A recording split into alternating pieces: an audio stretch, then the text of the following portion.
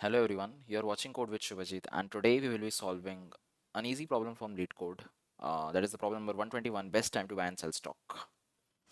I will be solving some easy problems, some medium level problems, and some hard level problems. But the proportion of the medium problems will be more as compared to the easy and hard problems. But today we have selected this easy problem, and it is one of the famous problems, best time to buy and sell stock. There are a lot of variants to it, 1, 2, 3, 4, going from easy to hard. So today we will be solving the easiest version of that, and later on we can take the harder ones. Okay, so let's get started with what the problem says. So we will be given an array of prices where prices of I is the price of given stock on ith day, and we have to maximize the profit by choosing a single day to buy one stock and choosing a different day in the future to sell that stock. Okay, and we have to return the maximum profit. And so let's say if we have this array 715364, right? We have to find that on one day we have to purchase one stock, and on some future on next day. So let's say if I purchase it on this first day, which is value 7, I have to actually sell it on some other day, okay, to make the maximum profit. That's how the problem statement is. So we have to buy and sell in such a way that we will get the maximum profit out of it. Let's get to the OneNote to understand it properly, and then we can code out the solution later on. Okay, so I have taken the array which was given in the example 715364. Now just by looking at this array, can you just say that, okay, what can be the maximum profit which we can have? Because it is a smaller array, you can say that. Okay, so we can say that, okay, I can see a value 7 which is a lot. Okay, but there is nothing like after that which is greater than 7. Okay, so this is not a good time to buy. We can see that if I buy on 1, okay, at the value 1 is the minimum value and it's a good point to buy the stock. We can sell it on some other day among 5, 3, 6 and 4. Which one will fetch us the maximum profit if we have bought the stock on this day? Definitely if we sell it on this fourth day, right, the index 4, if we sell it on that day with value 6, the profit with us will be 5, and this is actually the maximum profit which we'll be having by actually buying the stock on this index 1th day and selling the stock on index 4th day. Okay, so I want to actually create an algorithm around it. So what actually made us to select 1 as the buying point and select 6 as the selling point? Okay, let's go a little bit deep. So at we actually have to traverse this array. Okay, that we can understand. We have to traverse this array, and for each point in the array, we have to actually see that, okay, on this day can I sell the stock or not? Okay, on this day should I sell the stock or not? If I'm selling it, will I get the maximum profit or not? That's the main thing which I have to understand, and that's my answer as well. But whom I will be comparing it with? There should be a value where I have bought it, and the value which the stock should be bought should be minimum. Now this actually directs us to a point that we have to store the minimum stock price while traversing this array. Okay, we have to store the minimum stock price. So let's say I am on index 0 at this value 7. Till now the minimum stock price is what? It's like we haven't traversed it till now. Okay, so let me actually traverse you through this array. In this, if I traverse it, okay, before that we have to actually initialize a minimum stock price value, which will be first initialized to the 0th index value, that is 7. Let's take it as 7. Initially, let's take it as 7, and we will be starting the for loop from this index 1. So for loop will be starting from index 1. It will go till the end index, that is index 5. Okay, so I'm not writing that, just to understand, till it's going till n minus 1. And for each index we will actually update the minimum stock price, and for that index value we will check that is it the point we can sell it or not. Okay, so the first step would be to actually update the minimum stock price. Okay, so min stock price, let's take it as this only, is equals to, at index 1 we have the value as 1. The minimum stock price till now is 7. Is 1 less than 7? Yes. So the minimum stock price value will be changed to 1. What is the second step? The second step is we have to have, so there will be one more variable here, that is the max diff, which is the maximum difference between the buying and the selling point. Okay.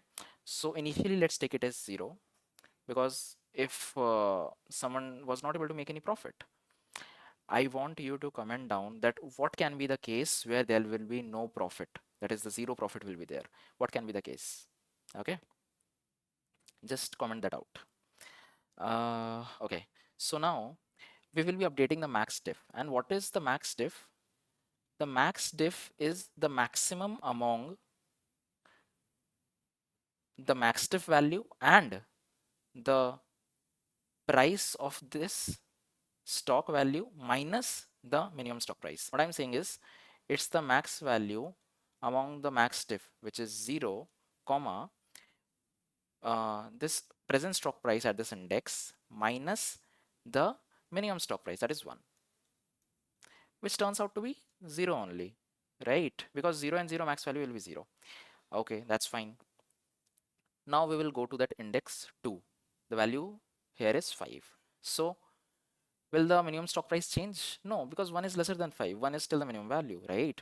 Max diff, that is the max of, this is the max of 0. 0 is coming from here. Okay, the last max value, comma 5 minus the minimum stock price. What's the minimum stock price? 1. Now the max diff will change to 4. Okay, nice. Now I am at index 3, and the value of that, the value at that index is 3 as well. So the minimum stock price, will it change? No, because 1 is still the minimum value. What's the max diff? Max diff will be max of 4. Now the value will come here. So max of 4 comma 3 minus 1. 3 minus 1, which is max of 4 comma 2, which is still be 4. Okay, now we will be going to index 4. The value is 6. Will the minimum stock price change? No, 1 is still the minimum value. Now it will be max of 4 comma, now I don't need to create this arrow, you will be able to understand from the last max price, from the last max diff, the first value is populating. Okay, 4 and 6 minus the minimum stock price. Now it will change 4 comma 5. What is the maximum value? 5, right? So till now the maximum diff value is 5. We come to index 5, the value is 4. Minimum stock price will not change because 1 is still the minimum value as compared to 4.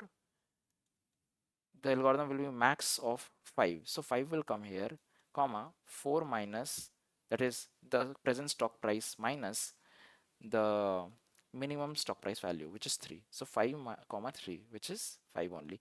So at the last, whatever max diff we have is the answer. Now I just want you to understand that what I have done is I have traversed through the array. I have also kept a minimum stock price value, okay, which I will be updating at every index, and I am treating that, okay, at that certain point, I am treating it as the selling point. If that's the selling point, then we have the minimum stock price at the buying point, and making the difference of it, we can understand that is the maximum difference which we are able to make it or not. And when the loop ends, inside the max diff, we will be having the maximum difference by buying at the minimum, buying and selling at the most optimum positions. Okay, I hope you are able to understand that. Now let's code out the solution. So as mentioned, we have to take a min stock price initially to the first value of the array, and we have to take the max diff as well, which we will be taking as 0 for now, and we will be running a for loop from I is equals to 1, I is less than the prices dot length and I plus plus. Okay, in this loop, what is our first step? If I want to see what is my first step, my first step is to update the minimum stock price. Okay, so I will update the minimum stock price. Minimum stock price is what is math dot minimum of minimum stock price and what is the value? Prices of I. Okay. And what is our second step? In our second step, we have to check what is the maximum difference made if we are taking the present index value as the selling point. Okay.